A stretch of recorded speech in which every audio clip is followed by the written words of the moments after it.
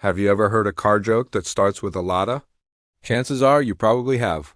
For decades, the LADA was the butt of countless jokes, a symbol of Soviet-era simplicity and, let's be honest, questionable reliability.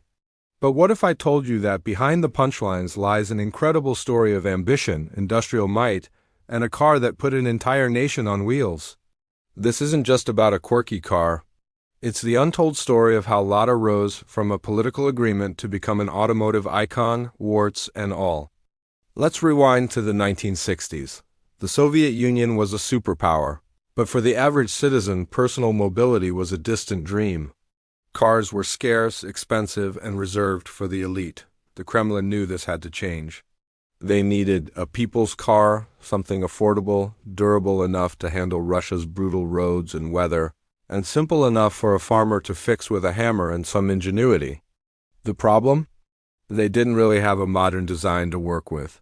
So they did what any sensible superpower would do: they went shopping. Their eyes landed on Italy, the land of style and automotive passion. Specifically, they looked at Fiat.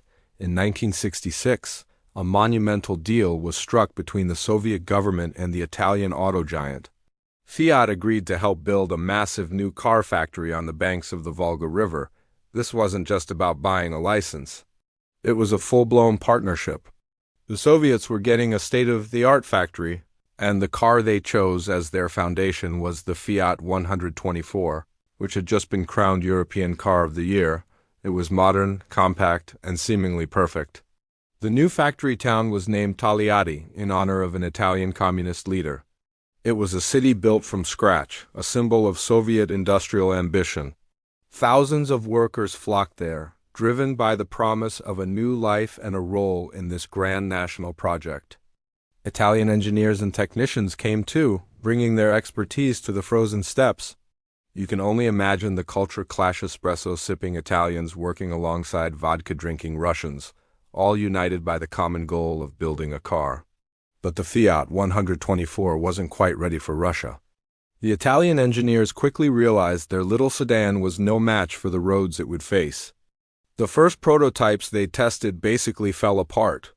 The body was too weak, the suspension couldn't handle the potholes, and the engine struggled to start in the freezing winters.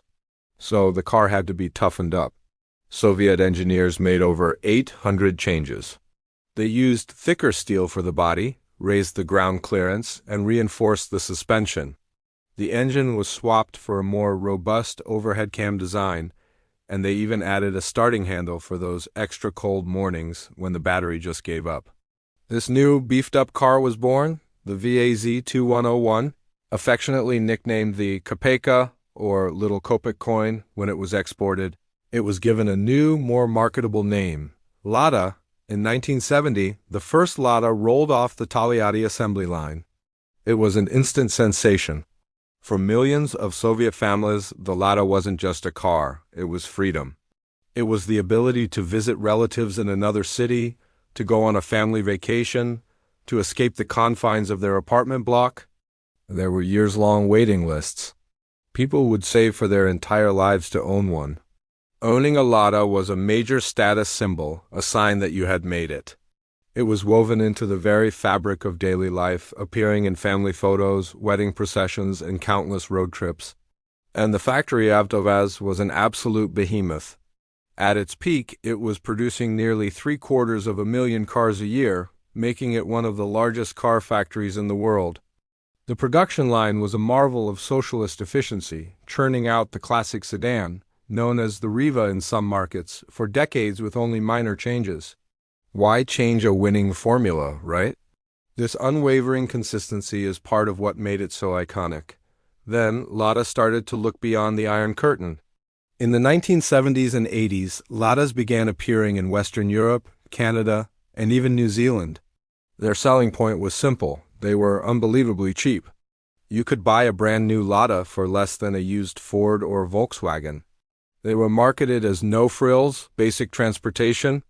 The ads were brilliant in their honesty, often saying things like, "A car for those who need a car, not a status symbol, for budget-conscious buyers, students, or anyone needing a second car to just get from A to B." The LADA was a tempting offer. Of course, this is where the reputation for being, well, a bit rubbish came from. Compared to the increasingly sophisticated cars from Japan and Germany, the LADA felt like a relic. The build quality could be hit or miss, the electronics were temperamental, and rust was a persistent enemy. And so the jokes began. How do you double the value of a LADA? Fill up the gas tank. What do you call a LADA at the top of a hill? A miracle. The car became a pop culture punchline, a symbol of everything the West thought was wrong with Soviet technology. But here's the part of the story most people miss. While the West was laughing, LADA was busy conquering a different kind of territory. They created one of the most capable and enduring off-roaders of all time, the LADA Niva, introduced in 1977. The Niva was revolutionary. It combined a tough, unibody construction like a regular car with full-time four-wheel drive, independent front suspension, and a compact, nimble size. It was decades ahead of its time, essentially creating the compact SUV crossover segment we know today. The Niva could go anywhere. From the Siberian wilderness to the farmlands of Europe and the Australian outback, it earned a reputation as a cheap, indestructible mountain goat. It was simple to maintain, incredibly rugged, and cost a fraction of a Land Rover or a Toyota Land Cruiser. To this day, the Niva is beloved by off-road enthusiasts around the world. It's still in production with its core design largely unchanged, a testament to its brilliant engineering. It's the LADA that even car snobs have to respect. The fall of the Soviet Union in 1991 was a massive shock to AvtoVAZ. The company was thrown into the chaotic world of capitalism. It faced new competition from imported used cars, crippling economic turmoil, and even, for a time, interference from organized crime. It was a tough period, and LADA's reputation suffered further. The old models looked ancient, and quality control was at an all-time low. But LADA endured. The brand is a survivor. In the 2000s, it began a slow and steady climb back. A partnership with French automaker Renault injected much-needed capital and technology. This led to the development of entirely new models like the Vesta and the X-ROY. These new LADAs are a world, away from the rattling boxes of the past. They have modern designs, safety features, touchscreen infotainment systems, and build quality that can actually compete with other budget brands. Today, LADA is still the #1 car brand in Russia by a huge margin. The brand's story has come full circle.